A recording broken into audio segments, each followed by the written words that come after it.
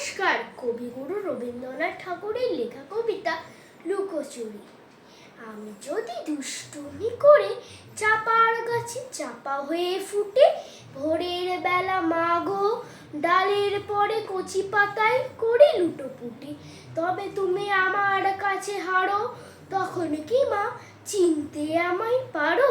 তুমি ডাকো খোকা, কোথায় ওরে?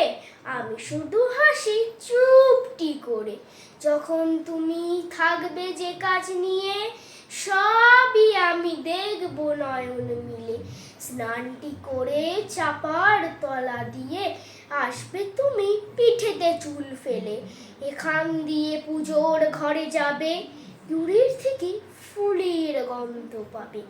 তখন তুমি বুঝতে পারবে না সে তোমার খোকার গায়ের গন্ধ আসে।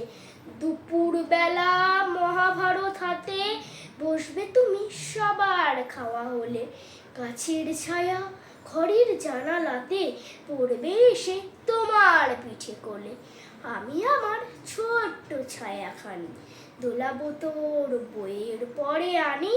তখন তুমি বুঝতে পারবে না সে তোমার চোখে খোকার ছায়া ভাসে। সন্ধেবেলা প্রদীপ খানি জেলে যখন তুমি যাবে গোয়াল ঘরে, তখন আমি ফুলের খেলা খেলি, টুপ করে মা পড়বো ভুঁয়ে চুরে।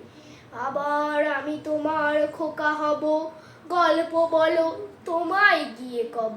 তুমি বলবে দুষ্টু ছিলি কোথা? আমি বলবো না সে কথা। ধন্যবাদ।